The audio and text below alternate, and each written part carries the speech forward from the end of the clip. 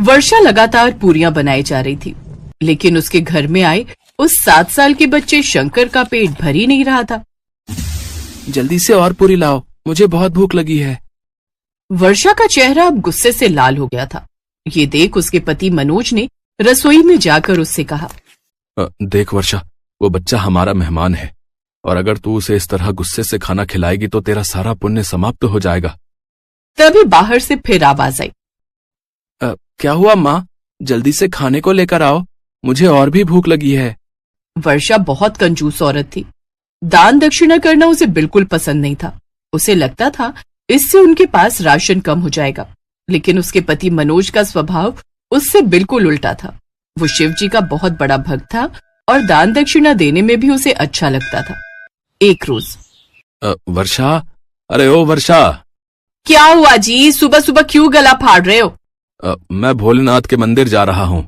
वहाँ बहुत सारे भिखारी बैठे हुए होते हैं जिनको बड़ी उम्मीद होती है कि मैं उनके कटोरे में कुछ सिक्के या अनाज डालूं। तुम्हें कुछ देना है तो उनको दे दो। ओहो, तुम्हें कितनी बार कहा है कि मुझसे कुछ भी कहो, लेकिन दान पुण्य की बात मुझसे मत किया करो।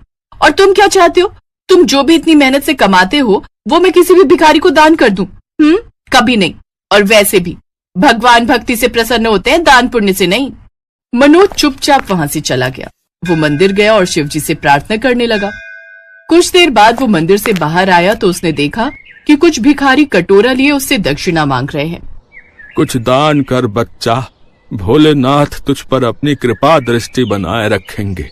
लेकिन मनोज के पास उस फल के अलावा कुछ भी नहीं था जो उसे पंडित ने प्रसाद के रूप में दिया था।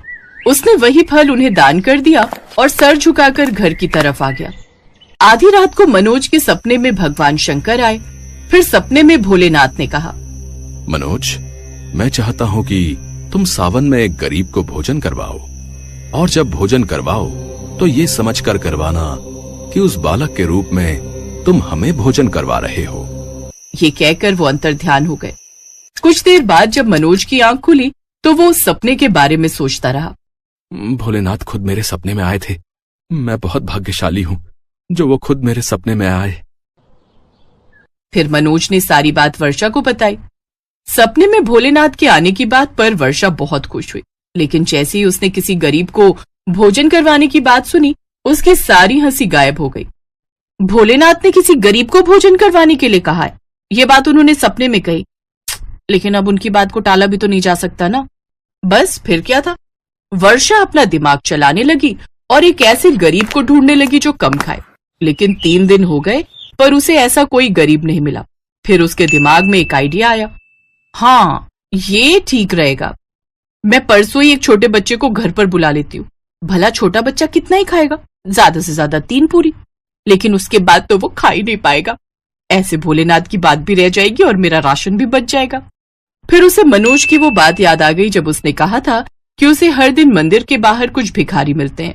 उसने सोचा कि वहां पर उसे कोई छोटा बच्चा मिल ही जाएगा। उसने मनोज से ये बात कही। मनोज तो इसी बात से खुश था कि कम से कम उसकी पत्नी एक छोटे बच्चे को खाना खिलाने के लिए खुश तो हुई। ठीक है वर्षा, लेकिन याद रखना, जो भी बच्चा आएगा हमें उसे अच्छे से खिलाना है, क्योंकि कहीं ना कहीं भोलेनाथ उसमें विराजमान होंगे। हाँ हाँ, तुम बेफिक्र रहो। उधर कैलाश पर्वत पर बैठकर भोलेनाथ ये सब देखकर मुस्कुरा रहे थे। क्या हुआ स्वामी, आप मुस्कुरा क्यों रहे हैं? देवी, वर्षा कभी भी किसी को दान पुण्य नहीं करती। उसे किसी गरीब को भोजन करवाने के लिए कहा तो वो उसमें भी कंजूसी कर रही है। वो किसी बच्चे की तलाश में है ताकि वो कम भोजन करे।